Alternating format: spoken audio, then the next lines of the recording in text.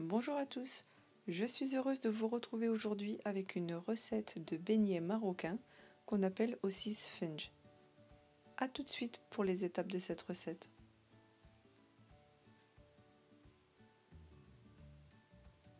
Alors je commence par déposer tous les ingrédients dans la cuve d'un robot, à savoir la farine, le sucre, le sel, les 3 cuillères à café de levure boulangère déshydratée, le sachet de levure chimique,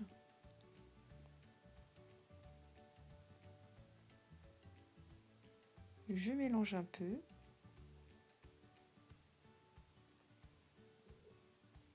puis j'ajoute l'eau tiède. Je fais tourner le pétrin au départ à vitesse moyenne puis à vitesse rapide. Je commence par mettre les 500 ml d'eau tiède en 2 fois ou 3 fois jusqu'à ce que la pâte forme une boule et se détache des parois.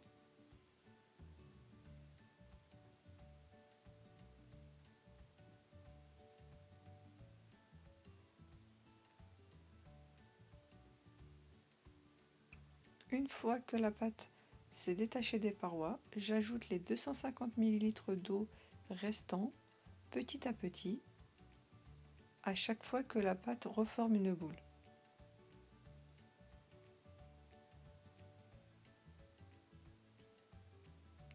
Cette étape dure environ 10 à 15 minutes. Il faut bien travailler la pâte.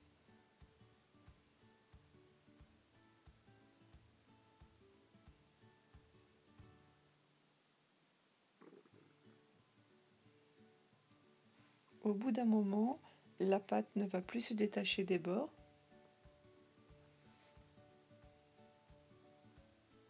Donc c'est normal.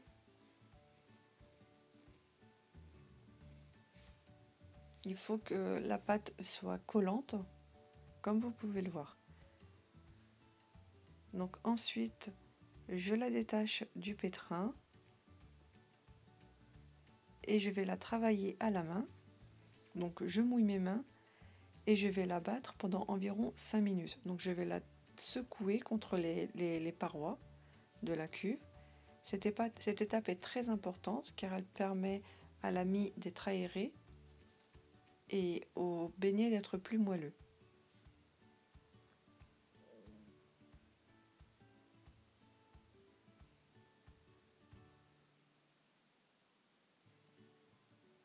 Donc, dès que la pâte devient élastique, donc comme vous pouvez le voir que je peux l'étirer sans qu'elle se déchire, c'est qu'elle est prête. Donc, ensuite, je la recouvre d'un film alimentaire puis d'un linge et je la laisse lever pendant environ 1 heure. Donc, dès qu'elle a triplé de volume, je huile mes mains et je la décolle des parois.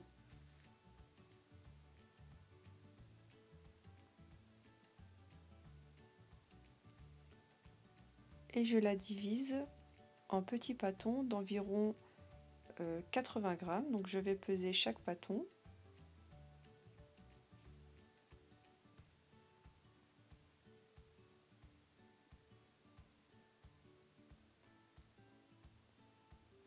Je les dépose sur une plaque huilée.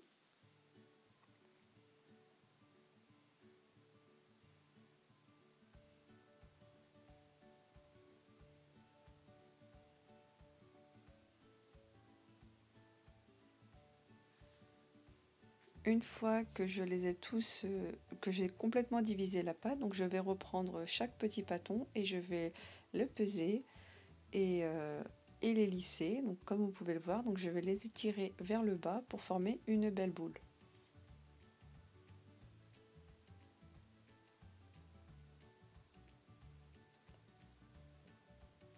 Je les recouvre ensuite d'un film alimentaire et je les laisse reposer pendant environ 20 minutes.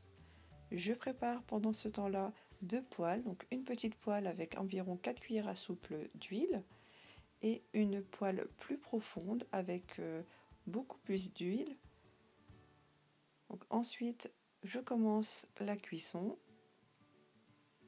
Donc je prends chaque petit bâton que je vais étirer et percer au milieu pour former un anneau. Donc je le dépose d'abord dans la petite poêle avec très peu d'huile.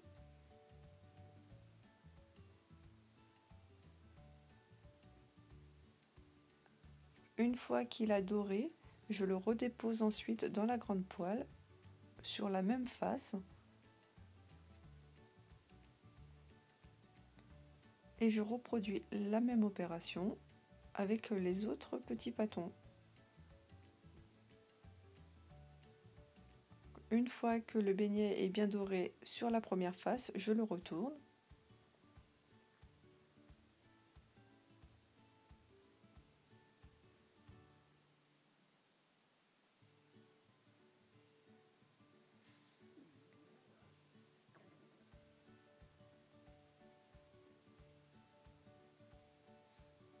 Voilà, je reprends le bâton, je fais un trou sur le centre et je tire la pâte.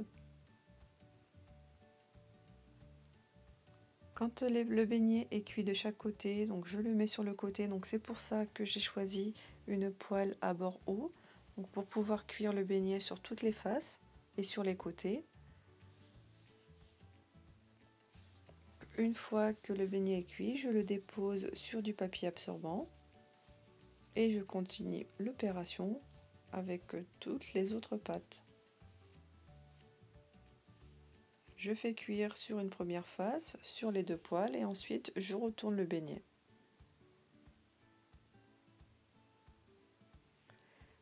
Et voilà, cette recette est terminée. Donc c'est une recette très facile, un peu longue mais très facile et très délicieuse.